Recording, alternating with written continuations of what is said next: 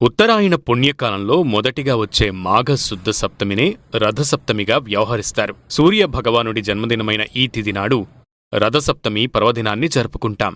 భాస్కరుడు 12 రాశులలో ఒక్కోదానిలో నెల రోజుల చొప్పున ఉంటూ 6 నెలలకొకసారి తన గతిని మార్చుకుంటూ ఉంటారు. దానినే దక్షిణాయనం, ఉత్తరాయణం అని అంటాం. ఆషాఢమాసం నుంచి పుష్యమాసం వరకు దక్షిణాయనము అని పిలుస్తారు. ఈ సమయంలో సూర్యరథం దక్షిణ దిశగా పయనిస్తుంది. తర్వాత సూర్యుడు తన రథాన్ని ఉత్తరాయణ దిశగా మళ్లిస్తాడు. అలా రథాన్ని ఉత్తర దిశగా తిప్పిన ఈ రోజున రథసప్తమిగా వ్యవహరిస్తారు.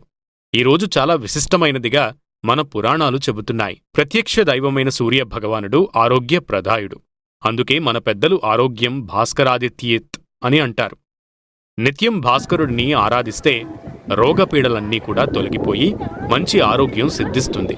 అందులోనూ రథసప్తమి రోజున ఆదిత్యుడిని భక్తి శ్రద్ధలతో పూజిస్తే విశేష